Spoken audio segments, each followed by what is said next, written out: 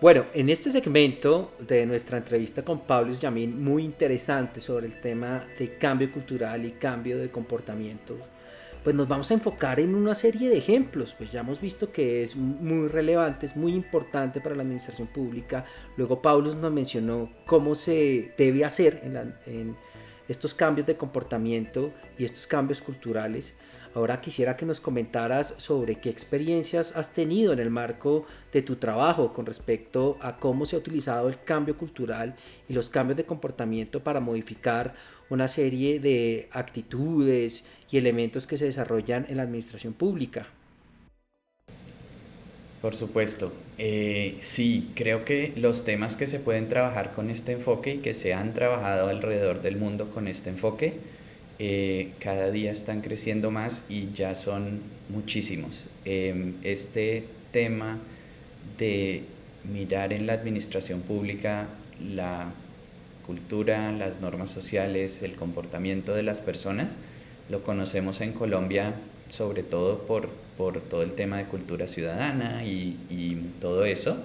Alrededor del mundo también se trabaja en las ciencias del comportamiento y cada vez más gobiernos, organizaciones internacionales, etcétera, están creando equipos e incluso instituciones específicas para mirar este tema en casi todas las áreas de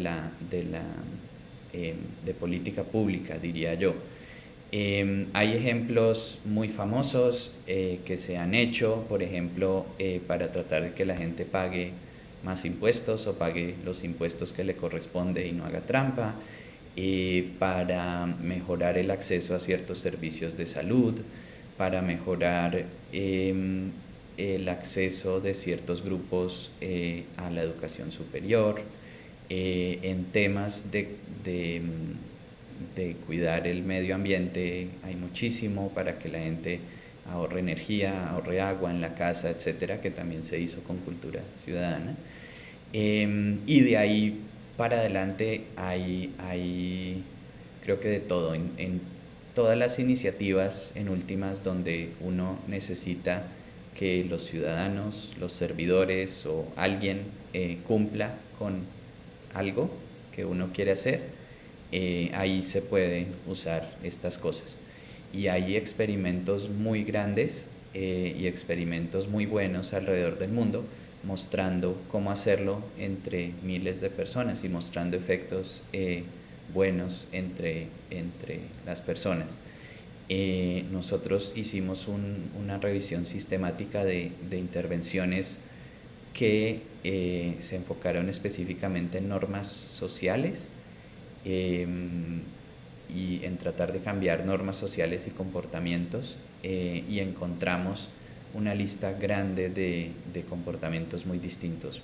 Por ejemplo, consumo de alcohol en las universidades y en general en áreas, comportamientos con respecto a la salud, eh, como la prescripción de antibióticos, que es un problema ahora, comportamientos y enfermedades sexuales, hay mucho también, todo el tema ambiental es gigante, lo de los impuestos, etcétera. Y en el tema de comportamiento ético también hay bastante, tanto en entornos laborales como en universidades y todo esto.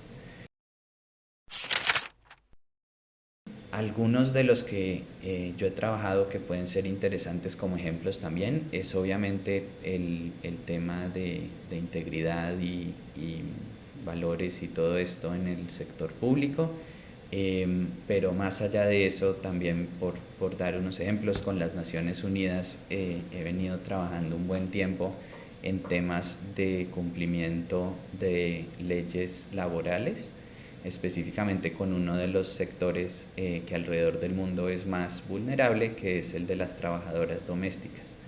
Entonces, los marcos legales cambian muchísimo de país a país con respecto a esto. Hay países donde es obligatorio Sí. que las trabajadoras tengan salud y pensión o que se cumplan ciertas reglas con respecto a los horarios de trabajo o a las vacaciones y etcétera.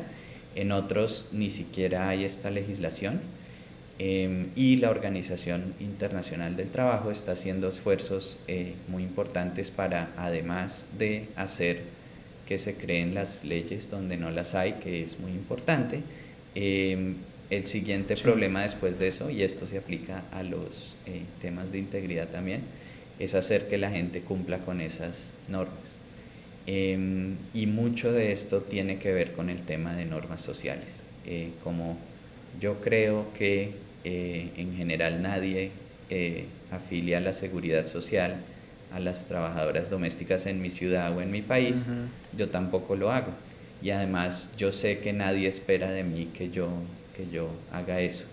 Entonces ahí se viene haciendo trabajo muy interesante mostrando cómo, por ejemplo, con cartas que se mandan a la casa de la gente, con otros mecanismos, se puede aumentar el porcentaje de personas que afilian las trabajadoras domésticas a la seguridad social.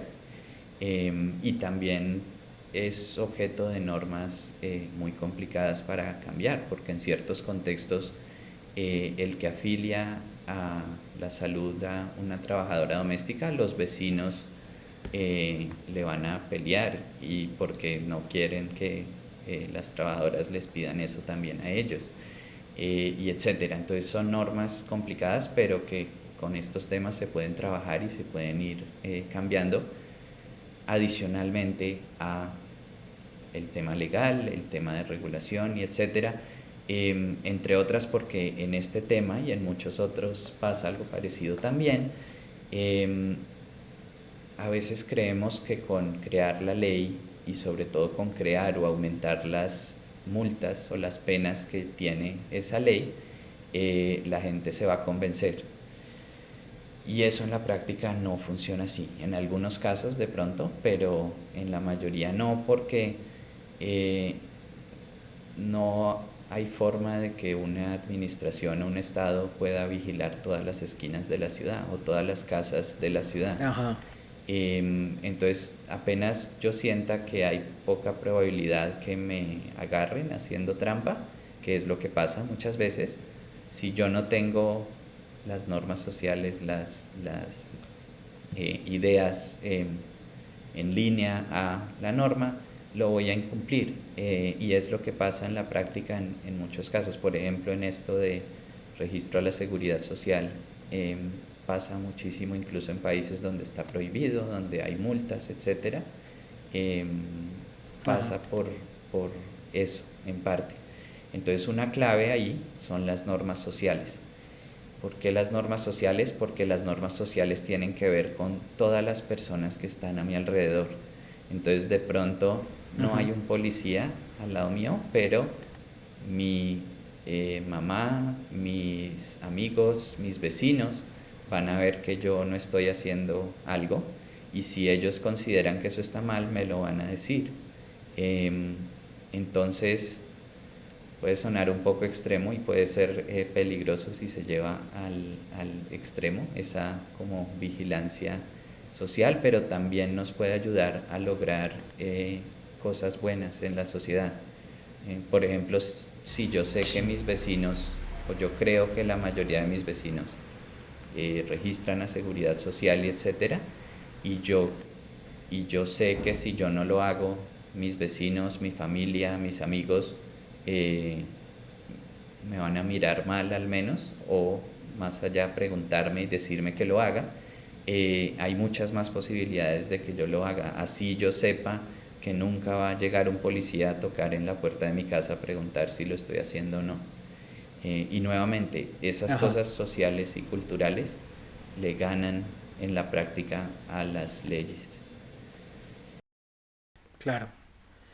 Es una especie de protección que se comienza a desarrollar en el marco de la vida de lo social en cuanto pues es que no tenemos que ir al tema de vigilar, sino sencillamente son una serie de recomendaciones frente a unos comportamientos, porque pues sencillamente está mal, ¿sí? El asunto es, en el caso del que tú nos expones, pues, hombre, lo menos que se espera es brindar seguridad social a las trabajadoras y trabajadores domésticos. Es lo mínimo que se espera y lastimosamente en algunos países ni siquiera se tiene en cuenta en términos legislativos.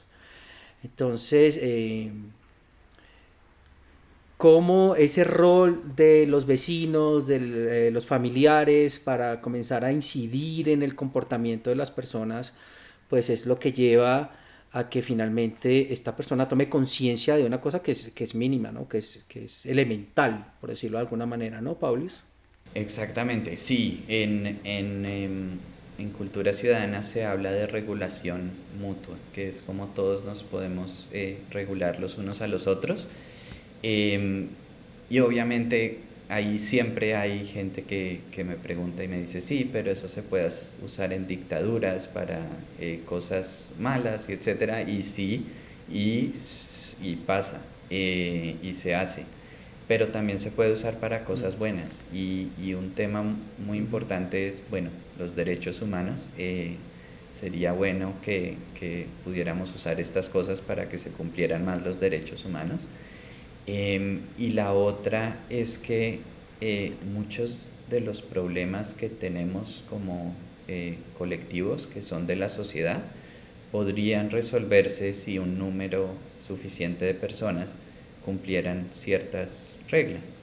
Y eso se ve en todos los ámbitos, no más en el tema del tránsito, pues si todos cumplieran las reglas siempre habría muchos menos accidentes, muchas menos muertes.